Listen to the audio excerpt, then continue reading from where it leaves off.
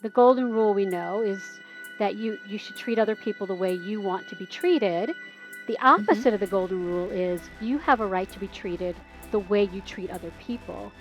So, anytime somebody else makes you feel bad about yourself, stop and ask yourself, if the situation reversed, would I be talking to them the way they're talking to me? Would I be treating them the way they're treating me? And if the answer is no, well, then that tells you where the issue is.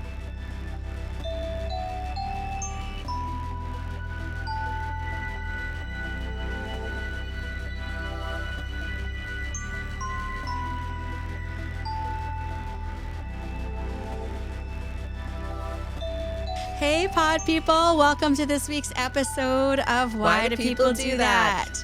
We are so excited to be here today with our guest, Elaine Belson.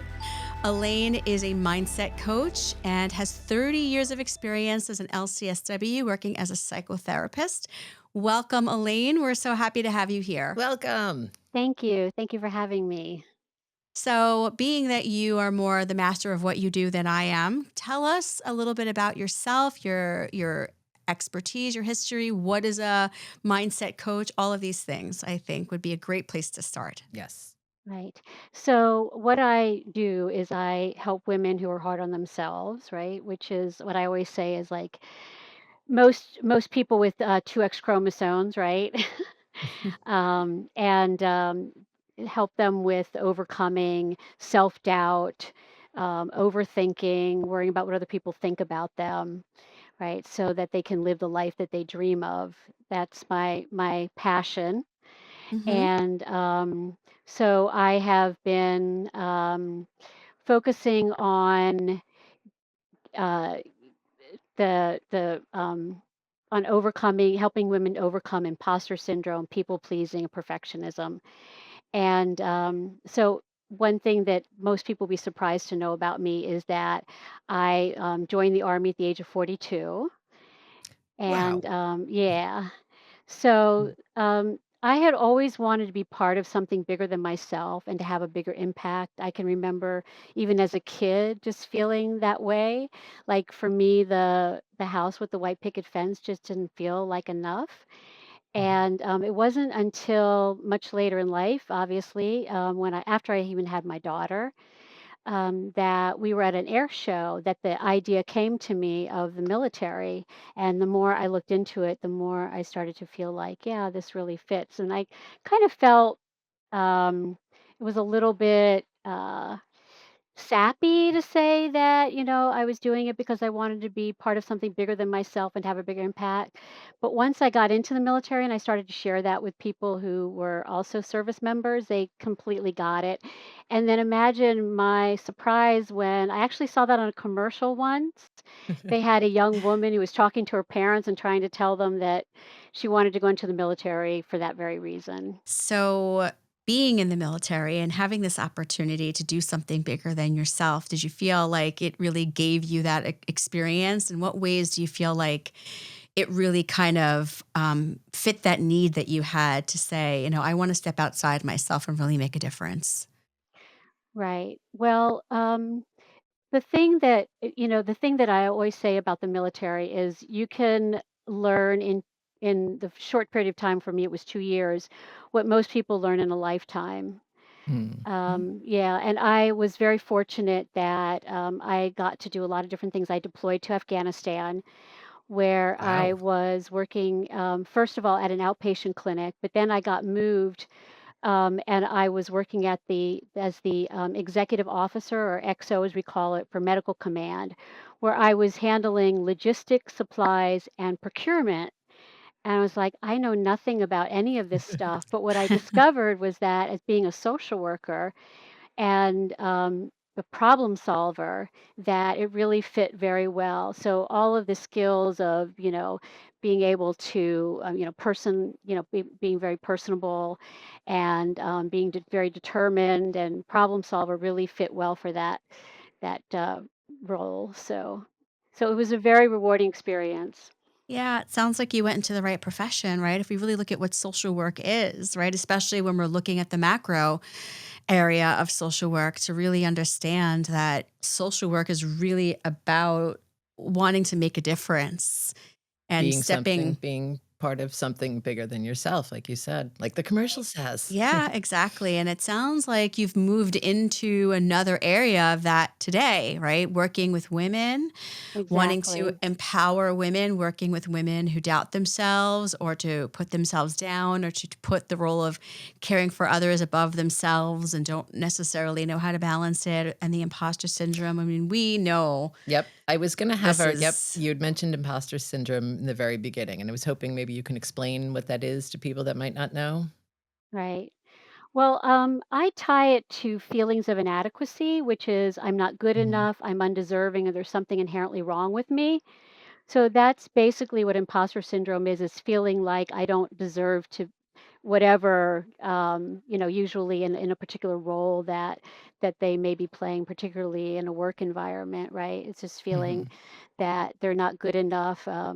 Yeah, yeah. So what's interesting is that you've specifically chosen to empower women who have these issues. And so I'm wondering if you can maybe speak to us a little bit about what is it, specific to women that you find that there's this need that women specifically have these issues that have imposter syndrome or that doubt themselves or that feel like there's this need for empowerment. What do you see going on out there that's really sort of triggered you wanting to kind of move yourself into this space at this point? yeah. Well, and like you pointed out, so one of the reasons why I was really interested in coaching and also public speaking was to make a bigger difference than, just working with One With on people one. individuals, privately. yep. Yeah, exactly. But what I find is that women are more relationship oriented, and I think that there's a nature nurture thing going on here with that. I do believe that women are innately more relationship oriented. And in fact, there's been some research to support that.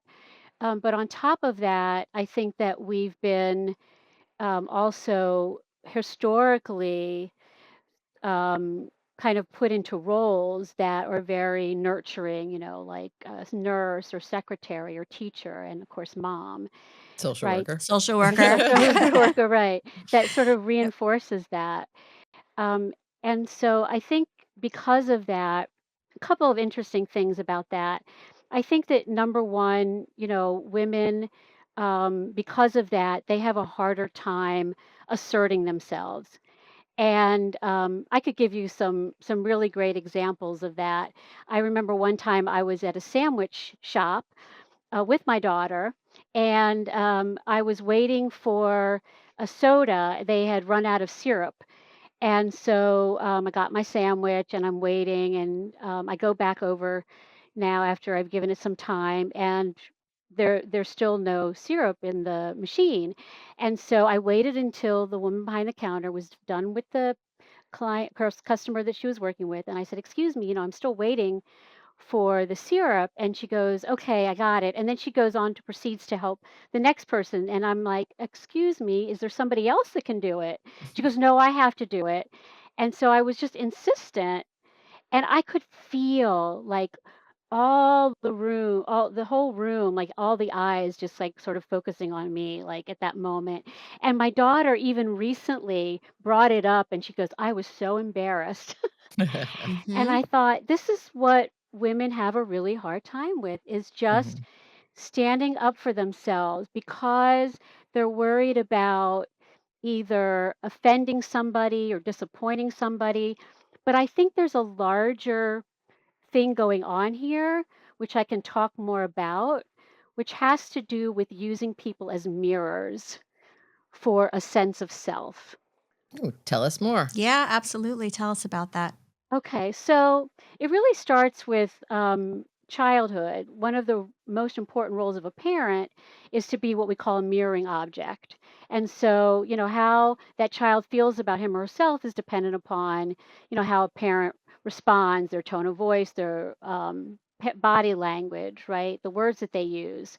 And so, um, i- if you take like say a girl falls off her bike and she comes running home to her mom and goes, "Mommy, I fell off my bike," and mom says, "We should be more careful next time." Not earth-shatteringly inappropriate, but compare that to, Well, that's okay. I know you're a great bike rider. Everybody falls off their bike sometimes, but you'll get back on and you'll do great. Now, you take that first example and you multiply that exponentially through a child's life and think about the reflection back about what kind of person that child is.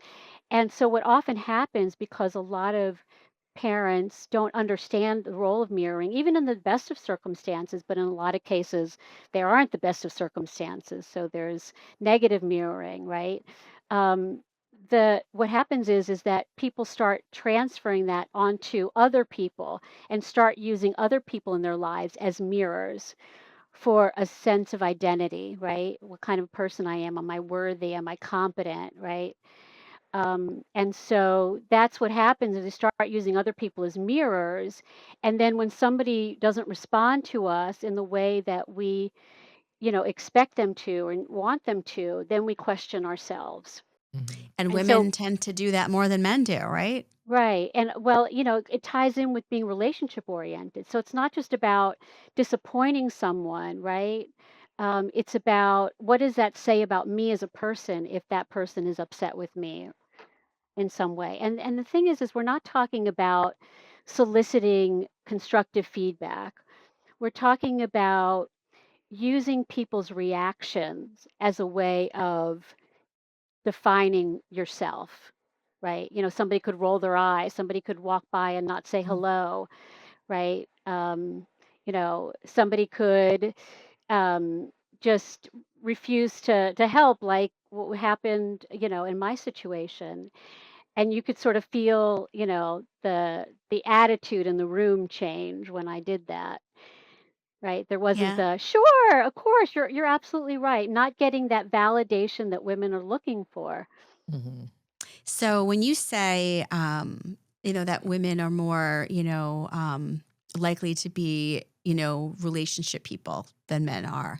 And then we're talking about this tendency that women have to really internalize the behaviors of others, right? Where they say, if this person's acting this way, what does this mean about me? Instead of questioning, what does this mean about them?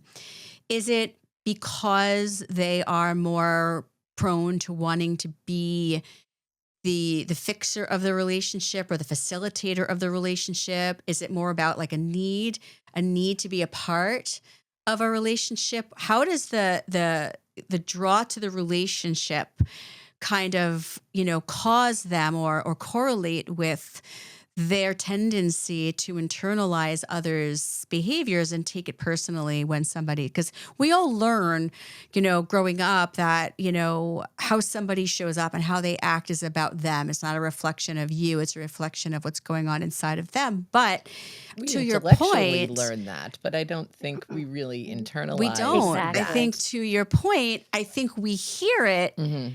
and we're just like, yeah, yeah, yeah. But, Mhm. right, Right. how am I failing if I can't get this person to act Right. this way or that way? So what is the connection between our need for relationship and the being the facilitator of the relationship and our tendency to feel like somehow everything that goes on for others is somehow about us? What is the It's our connection fault. there? I'm glad you brought that up about, what we hear from other people because I want to talk about that and remind me to talk about Yeah. self-validation. But we go Hmm. back to where this really starts is that I think we all have an innate fear of rejection and failure. And so the way that we tend to cope with that, that part is normal. But the way that we tend to cope with that is by, overthinking, relying on other people for a sense of self. And so there's also, I think, feelings of an insecurity, as I talked about earlier, I think are innate. I think there's sort of an inner drive that we have to want to improve and be better. And so all of those things are normal, but it's the way that we cope with them that becomes the issue. And I think that, like I said, the way that I think women tend to uh, cope more is they will put the relationship before whatever the problem is. I don't know if you're familiar with Carol Gilligan. I don't want to get too, psychology here, but she wrote a book in a different voice that was all about basically moral development. She studied moral development, and she wrote this groundbreaking book called In a Different Voice. And what she noticed was that what girls would do was they would change the rules to accommodate the relationship, but boys would be the opposite. The rules were that's the rule, and if you're too bad, you're out, whatever.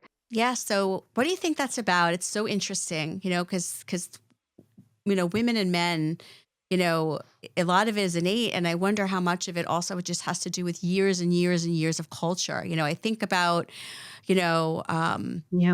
I think about just women and where we've come over the last few hundred or 1,000 years, and the things that we have been through, right, as a gender. And I'm wondering if there's just just some trauma that is in some Generational and ways yep. generational and inherited, where we believe, or without even thinking about it, it becomes just our survival Yeah. to behave certain ways in relationships because we have to, Yeah. right? I think there are ways in which it's very subtle. I mean, even my daughter, who's 23 now, she grew up watching me, assert myself, and she still worries about what other people think, right? Hmm. Mine too, and she's 22. Yeah. And it's interesting because I was just reading on LinkedIn, and I don't know if you've came across this or not, but what some women are doing in the corporate world or working world is they are presenting themselves as men. They're just changing their name from like Christine to Chris, and finding that they're getting a different response just because they change their name from female to male. And I believe Oh, it. yes. Yep. 100%. I believe it. Yeah. I think I even mentioned to you when we had a quick call on the phone. I don't know if it wasn't you, if it wasn't, where, and I own a large business, with, 80 employees and several locations. And we had to move one of our locations I do from, remember you this telling me. place to that place. I told you, right? Yeah. And what happened there was the realtor and the landlord was talking about putting us in a space, and there was concern over the space because there was somebody currently there that they were going to just move. And I said, is it really that simple to just move them? I know that this is an agency that where there's a lot of red tape. It's a government funded agency. Just moving is not that simple.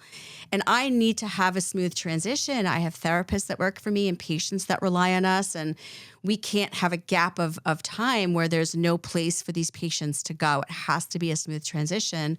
And I said it just like that. And, the landlord looked at me and said, "You're being too emotional." And I will bet on my life and the life of my children that he would not have said that to a man. Right. And it turned out I was right. And the agency couldn't move. And I was not being too emotional. It was all true. But I think as women, we're just used to, being responded to a certain way. Yep. But I really would love to go back to what you said about how women will change the rules for the relationship. And I find that fascinating. Can you kind of just speak a little bit more to what that might look like? Because what you do is you empower women and you do mindset coaching. And so if you have a woman who comes to you and she wants you to help her to shift her mindset so that she's not constantly putting the relationship before her own needs or changing the rules of the relationship just to make it work when it really isn't working for her, what is going on there, and how might you help Hmm. that woman who's coming to you to shift so that she's not allowing the need for the relationship to be more important than herself? Hmm.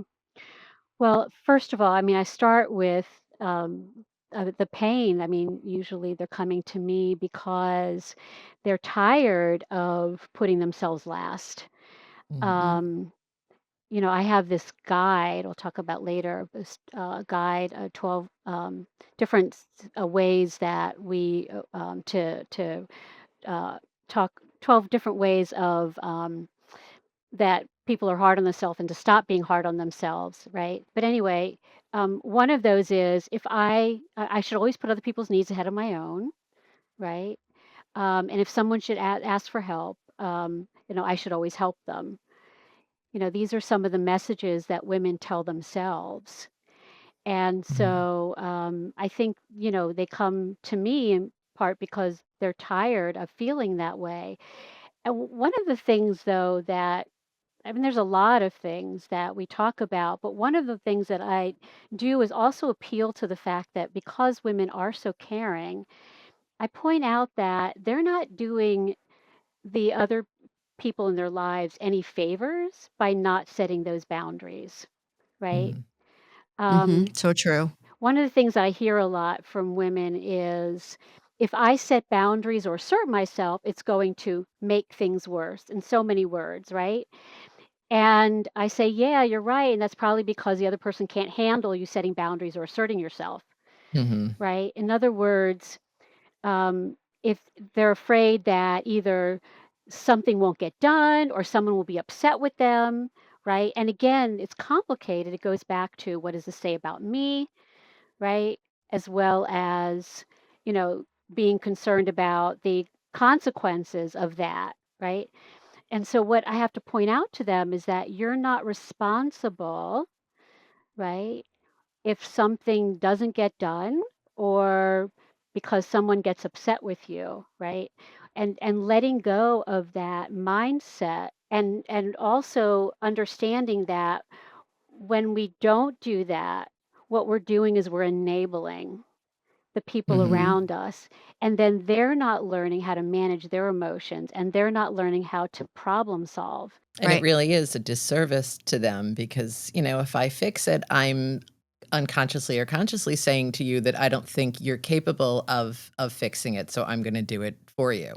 And they're not learning how to do it, and I'm feeling overwhelmed and Yeah, I think that's part of it. It's the overwhelm, right? It's like we think if I don't fix this, then I'm not being kind or I'm not being nurturing or I'm not a nice person and then they won't think I'm a nice person and they won't like me and then things won't be okay and then I'm going to have And that's a reflection on feelings me about as a the fact. person. it's I gonna be think uncomfortable. it really comes back to, though, that sense of self. What does it say about me as a person? I think, Mhm. you know, I have a lot of mantras, and one of them is just because you can doesn't mean you should. So women Oh. are capable of putting up with a lot, but that doesn't mean that they should. I think they feel like because I can, yeah, I can put up with that. I mean, I've heard women say that. Yeah, I could stay in that Mhm. marriage or right, I could do that extra work, whatever. Um, Mhm. but and they feel like if they don't, that somehow, like you said, Stacy, they're being selfish in some way because they're not Mhm. doing it, right? And so it's getting away from that mindset of seeing themselves as responsible, right, for the um, the limitations of others. Right, and just because you're not doing for others and putting the relationship before yourself doesn't mean you're not kind, Right. right? It doesn't mean that. Exactly. Right. No, but I think where you're gonna run into problems is when you've kind of set up this relationship where it's expected that you do this. And then when you suddenly lay that boundary and say, "You know what? I'm not gonna continue to do this anymore," I mean, that's gonna create problems.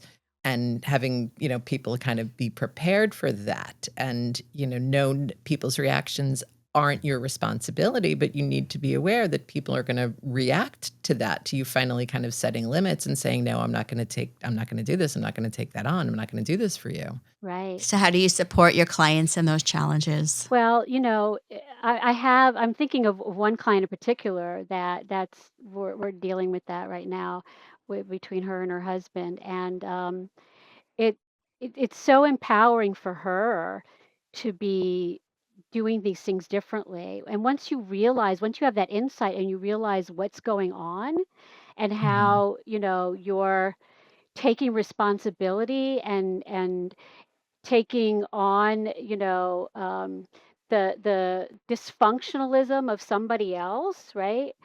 I think it empower, they empower. It's self empowering.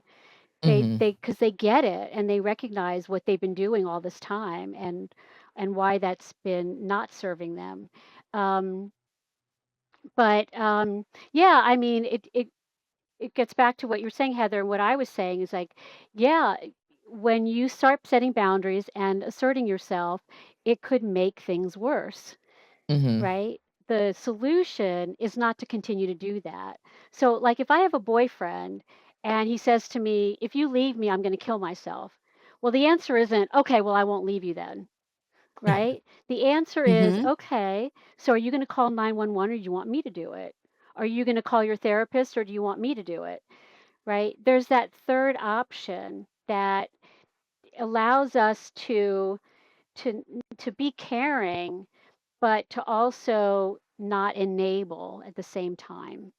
And honor what we Yeah. want the outcome to Yeah. We be. could be kind to ourselves, but still be kind at the same time, right? We can be empowered to make ourselves a priority, but still be good people, right? I think that's where we go wrong as women, right? There's this guilt Mhm. Yeah. that comes over us, right? And Mhm. this want to just make everything smooth and make everything good. We're the caretakers and the fixers. Right. And I think we start as children, right? Wanting to be the caretakers and the fixers in the family. And, we grow from there. And so when someone comes to you and they become your client and they start to work with you and making this shift, and then there's that pushback from the husband or the boyfriend or, The boss or any Boss, the right? yeah. boss Mhm. or the Mhm. friends, anybody. How do you help them navigate through the growing pains? Mhm.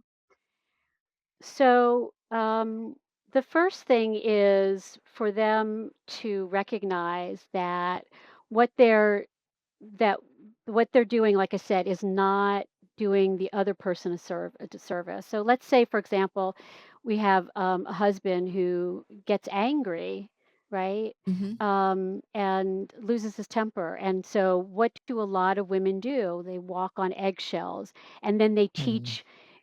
In this case, I have a client where she has daughters and she's teaching them, right? What is she teaching Hmm. them? And that can hit home a lot. But it's also, not doing him any favors because he's holding on to that anger and it's not helpful for him. He needs to learn where that anger is coming from Hmm. and to address it because what we know about anger is it's like what we call the tip of the iceberg, right?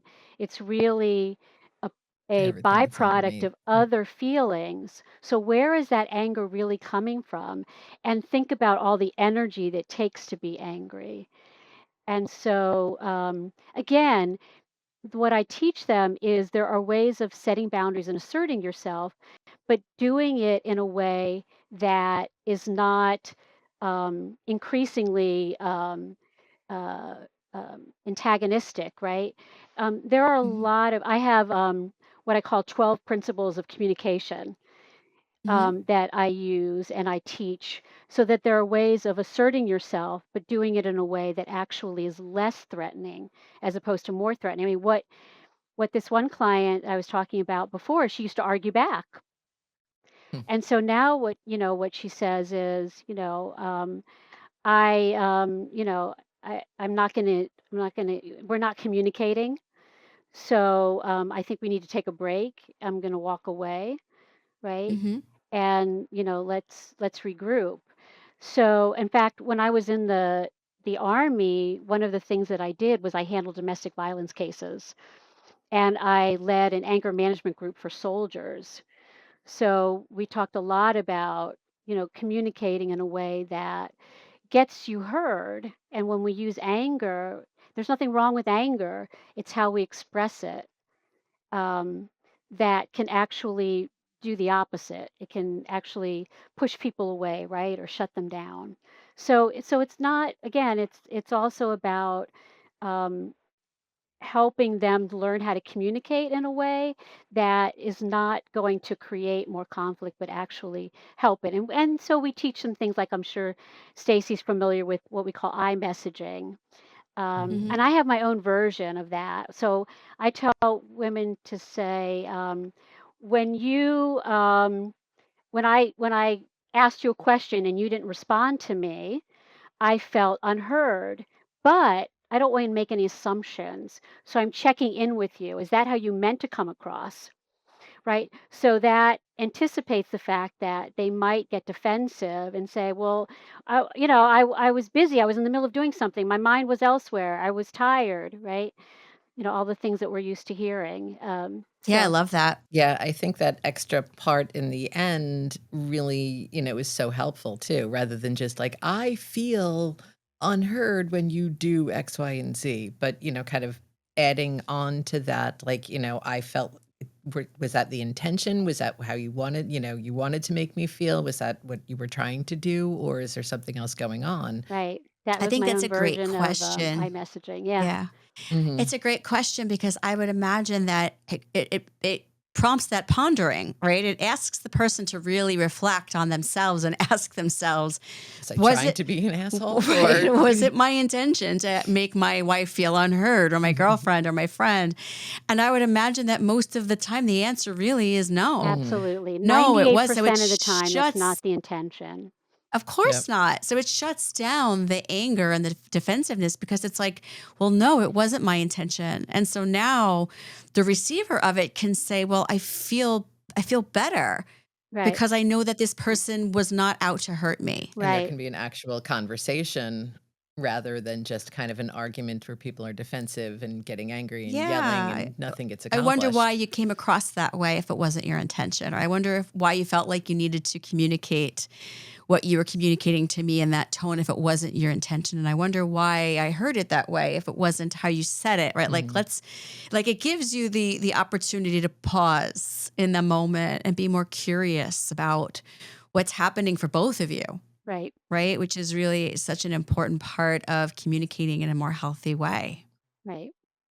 Yeah, there's Right. And it also, I think it sounds like what you're also doing there is you're doing a lot of psychoeducation with your clients where you're giving them the tools that they need to be able to sit with and tolerate their partner's anger, right? To say their anger is not your responsibility. And this is what anger is.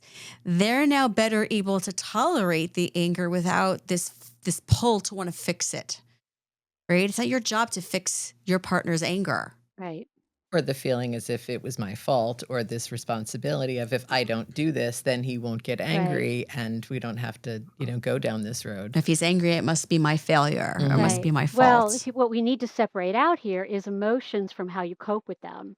And that's another one Mhm. of my mantras is that, no matter Mhm. how upset you are, you're still responsible for how you manage your anger or your feelings and how you express them. So, yelling, name calling, right? All of those things are choices that we make in expressing anger. And so that again, that's just another one of those insights that helps women to separate out. Okay, so he's yelling at me, but that's on him. He's responsible for the yelling part. I may have done something that made him angry, but he's still responsible for how he manages it and expresses it.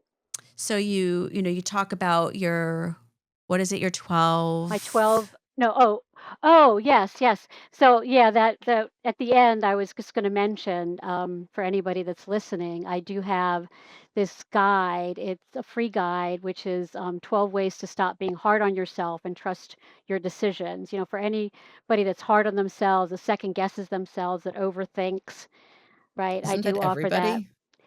Yeah. Does everybody not do that? I think it's pretty common, right? Yeah. Well, the overthinking part, what I have come to discover is that there are 6 ways in which people overthink. They mind read, second guess themselves, compare themselves to others, anticipate other people's reactions, self criticize, and overanalyze. And Hmm. these are just different ways that people have learned to cope with emotions because we still live in a society that really looks at emotions as a weakness. And as soon as we get old enough to where the cognitive functioning starts kicking in, it's like it takes over and we start coping with emotions by talking ourselves out of them, right? Or doing any one of those 6 things. And so, part of what I try to do is to help people understand that all of that is what I call chocolate cake. It's just, like sometimes if we're upset, we might reach for chocolate cake, but instead what we do is we overthink. We do any one of those six things, right? And so yeah, it is common way of coping with emotions. And so, what I try to teach is emotional intelligence instead. So if we were to take like the first one, which one, what it was, that mind reading? Yeah. We see that, I see that a lot, right? And so one of the things I work on with my clients is what I like to call assigning meaning to things, right? We did a whole podcast about this, where in relationships, people have a tendency to assign meaning to what somebody else is doing. And we think we know why they do what they do. Oh, you must be doing this because you don't really care about me, or you must be doing this because you think you're better than me. And we mind read, right? We think we know the meaning assigned to that behavior, and we will then be reactive to the meaning we've assigned to it, which 9 times out of 10 is not even close to the truth, right? And so And if it's usually somebody is doing negative. that, We always Absolutely. almost assume that what always, people are thinking is negative.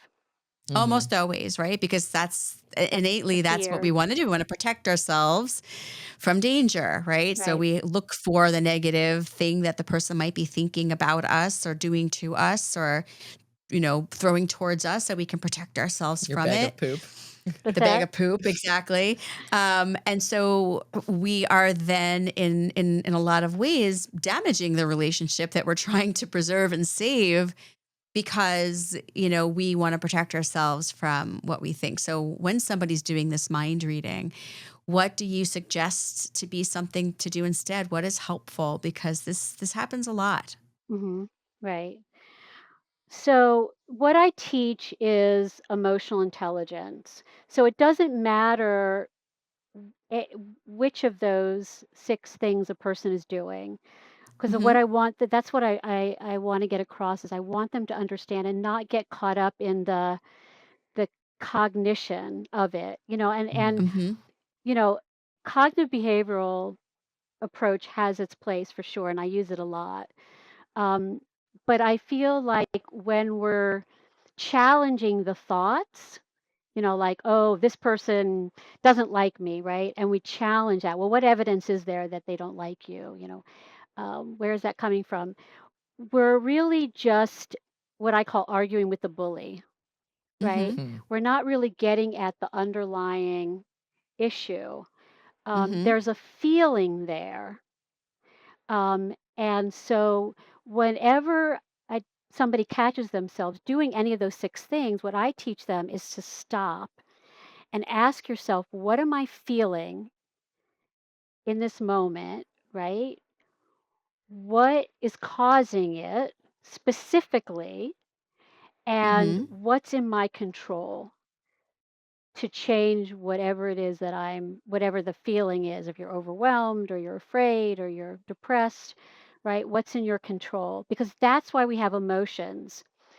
People don't realize that emotions are a survival mechanism, like pain and hunger, right? If Hmm. I touch a hot stove, I'm going to feel pain in my hand because if I didn't, I would burn my hand. If I don't eat Mhm. for days, I feel hungry because if I didn't, I would starve myself to death. So we have emotions for the same reason. They are information of a need or threat that we're overlooking.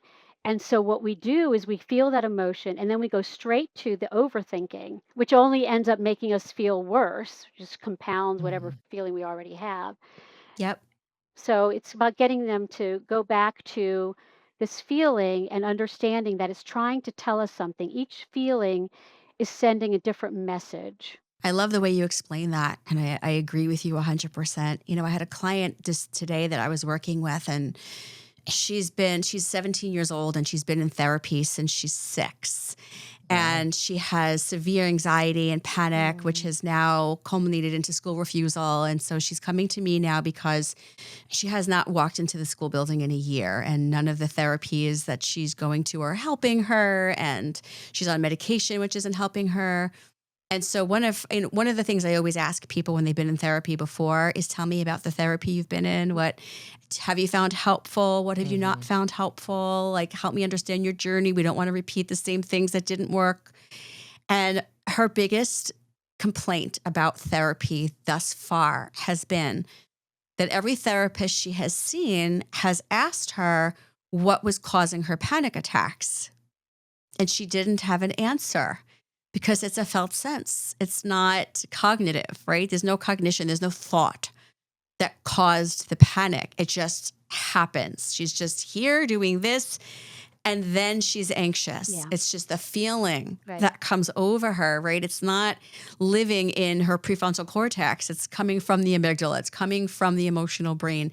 And the act of trying to find the why and trying to figure out the thought that caused the feeling has really spun her into this place of OCD that she now has, and this constant worry and this constant overthought, because now everywhere she goes, she's thinking, what might exist in this place that might cause my panic? Yep. And the overthinking has come from, I think, what I gathered after my meeting with her was years and years and years of failed attempts at CBT when it was not at all what she needed, because Right. this was a feeling coming up in her body. It was the fight or flight response. It was survival Right. that started somewhere one day back when she was 6, or perhaps even earlier. And she's never really been able to tap into that because that's never the work that's been done with her. Mm. Right. Right. And so there is where mindfulness, right, would be very, very helpful. Right. Mm-hmm. Yeah. For people that don't know, it's about, because when what happens is with panic is you get in your head and you're like, "Oh my God, I'm starting to feel anxious. I'm going to have a panic attack." And then what happens? You're not present anymore. You are in Mm-hmm. your head and you're thinking, that's what worry is. It's either anticipating something happening or rehashing something that's already happened. Yeah. Mm. So where if we can be present, if we can ground ourselves, right, and be present, then we can't be worrying, right?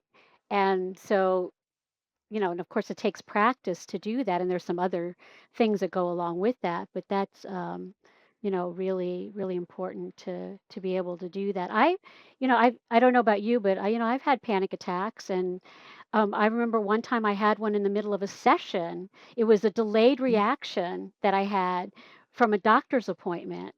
I went to Mm-hmm. get a mammogram, and they made me wait for like 30 minutes. I'm like, "Oh my God, is something wrong?"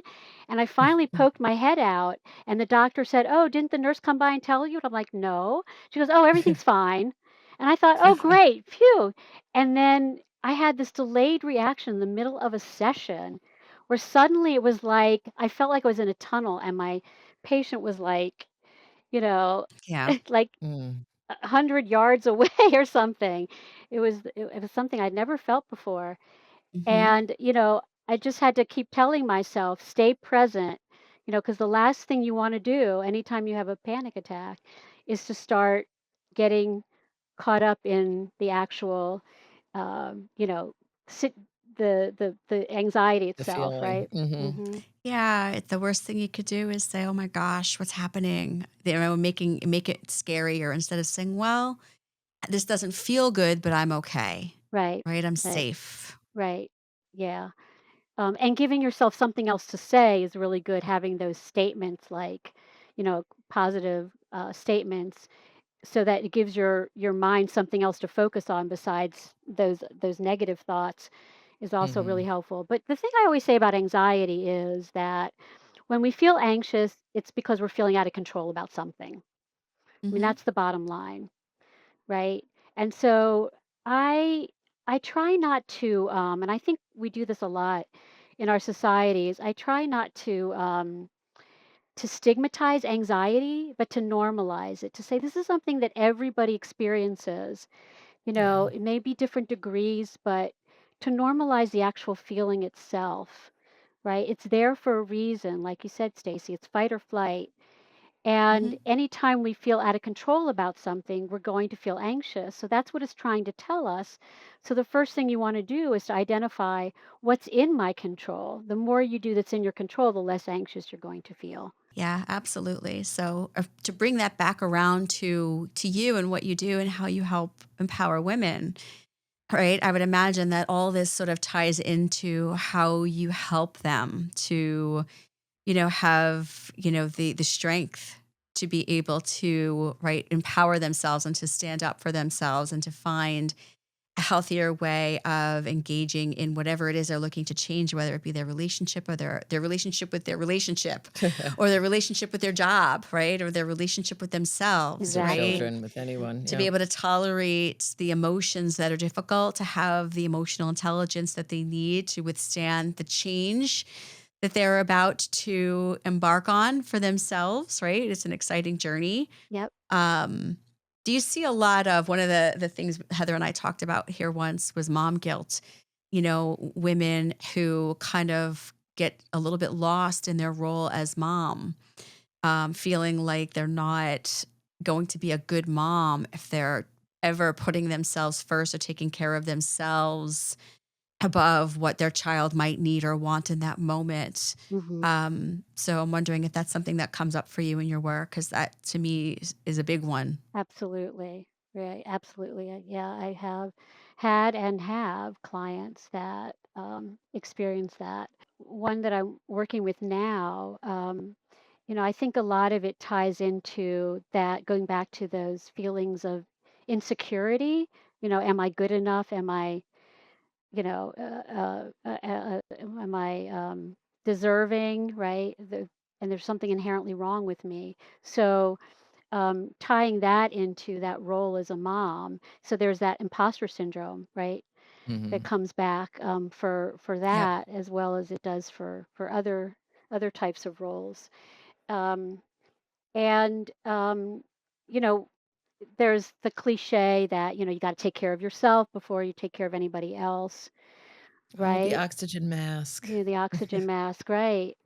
Hmm. Um, But, again, I think we have to not look at it in such black and white terms, like it has to be one or the other, right? Hmm. Um, I think I have, one client I'm thinking of who she was home for, the, holiday break. She had, like, a week off, and she was telling me about how overwhelmed she felt because she decided that she wanted to paint some rooms in the house and she wanted to have time with her daughter.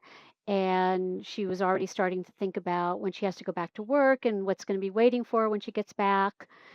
Um, and then also having time for herself. And so she comes with to me with all of this, and I get it. I hear this all the time. It's like there's this overwhelm, right? And I always go back to the same thing. I say, okay, let's just stop, all right? And let's focus on what are you feeling, right? What is the feeling behind all of this, right? It's um, it's healthy to want to be a good mom. It's healthy to want to be a good employee. It's healthy Hmm. to want to have a nice environment, right? It's also appropriate to have time for yourself. So you get back to the problem solving of it. And one of the things about emotions is that they help us to make good decisions if we listen to them, right? So um, one of my mantras is chocolate versus vanilla ice cream. That's easy, but most things in life we have mixed feelings about. So that's a perfect example of that. She has mixed Hmm. feelings because we play multiple roles at the same time. We have multiple feelings at the same time because we have multiple needs at the same time. So it's not a black or white thing. The solution comes in when we find balance between those different roles that we play, and when we find balance, then we have achieved the essence of well-being because that's what balance is, right? It's the essence of well-being. So it's about finding solutions that take into account all of those feelings, aka needs, aka roles, Hmm. right? Hmm. And coming up with solutions. So that's what we did. We problem solved, so she said, there is somebody I could turn to paint for me, to do the painting for me, right? And we decided that to trust herself, that she'll deal with the emails when she gets to work, right? Um, and that gets into this whole thing about anxiety. I think one of the reasons that people do get anxious is because they don't trust themselves. They don't trust themselves that whatever comes their way, they will find a way to manage it. That's where you get most of your confidence from when it comes to anxiety. It's not about anticipating every outcome and controlling every variable. It's about trusting yourself that whatever comes your way, you will handle it. So we did that for her, right? And then, that freed her up for the mommy time and the me time.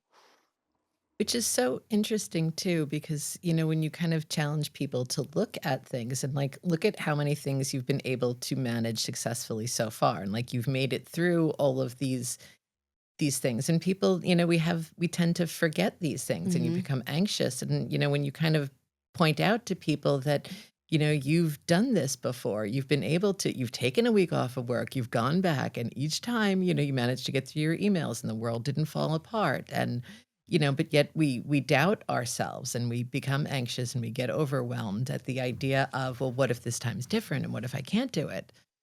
What do you Right. think it is about women? Why do we do this to ourselves? Why do we doubt ourselves? Why do we feel inadequate? Why do we feel unworthy? hmm Um, why do you think this is something that's so common? Because it really is, right? Like you said, even though the evidence points otherwise, there's still this constant feeling hmm of I'm not going to be able to, right? We fail to see that even, things are not black and white, that we can hold two things true at the same time, right? That we can, do this and do that, or we Mhm. can take care of our child and take care of ourselves. We don't have to choose one or the other, right? Two things can be true at once. We really struggle with that. What are your thoughts about that? Um, so what was it that you said, but just before that, you said something that really was I said that we have a tendency to really not believe in ourselves, that we doubt ourselves, and that even though the evidence right. points otherwise, like Heather said, that we know that we've been able to survive all these things. We're still here. We've gotten We've through. gotten Yep. through it, right? Everything's okay. So why do we keep thinking it's not going to be? Well, there's a couple of different thoughts that I have about that. One of them gets Mhm. back to emotional intelligence because in order for change to occur, it's not enough for us to experience something different. We also have to think differently. So, for example, Mhm. I'm sure that we all can relate to this. Doing some kind of new situation, let's say it's going to a meeting where you have to give a presentation and you think, okay, that went really well. So next time I'm not going to feel anxious, right? Wrong. It's not enough to just have that positive experience. You also have to change your mindset because we know how the brain works. It only learns by doing, right? And so we can't talk our brains into changing the way that it thinks. We have to experience something differently. We have to think differently and then realize, hey, I didn't, anticipate the worst and it was okay. Nothing bad happened, right? Mhm. And so by doing those things, um, then the more you think differently and you do it differently, the more you're going to stop that the second guessing and the feelings of inadequacy. But I also think that when it comes to feelings of inadequacy, it goes back to, what we were talking about before, that nature nurture. I think that we all experience feelings of inadequacy. Um, there was Alfred Adler. You may have heard of Mhm. the term inferiority complex, Mhm. right? Yep. So that he's the one that came up with this idea of like feelings of inadequacy are part of our innate because they drive us to want to be better, right? And I think particularly when we're entering new roles, like being a mother for the first time, or starting a new position at work or a new role in a work, we're going to kind of go back to square one, and we're going to feel those feelings of inadequacy. And when we do, we have a tendency to want to go back to old habits of coping, Mhm. right? Mhm. But there's a quicker learning curve once you've learned that, right? But those feelings are there, and then I think they're reinforced by the experiences that we have. And I also think that in a way women can be our own worst enemies. I have seen this with other women, like my sandwich shop example, you know. I recently was attending a meeting, it was a membership meeting, and there had been something in the news, this big event in the news, and everyone was chatting about it. And so this went on for like 15 minutes or so, and I finally broke in and I said, something along the lines of, can I think, we need to start talking about membership. And you would have thought that I slapped somebody in the face, right? I'm virtually, right? That just the room went quiet. And my friend who was the chair even reached out to me afterwards. He goes, I think you need to apologize to some people. And I thought, here I had the nerve to want to talk about membership at a membership meeting. And I dare to put that above the relationship. And I didn't do it in a Mhm. rude way, but this is the kind of thing that I think women do to each other because it's so instilled in us. So I do think there's that that nurture part too. And we need to get Yeah. away from it. And that is one of my biggest passions is for us as a gender to start finding the courage to start asserting ourselves and recognizing that what I call don't look for permission, right? You may not get that understanding, you may not get that support, you may not get that validation that you're looking for. And that's where you have to learn how to remember I talked about earlier about self-validating. Mhm. Um the reason I bring that up and you were talking about earlier is because we know how to self-validate because we do it for other people all the time. And that's what you were touching on earlier. We treat other people that way. What do we tell other people? Don't worry about what other people think. Just be yourself, right? Mhm. But the problem is when we're talking to ourselves is from a place of fear and insecurity. When we're talking to Mhm. other people is from a place of reason and values.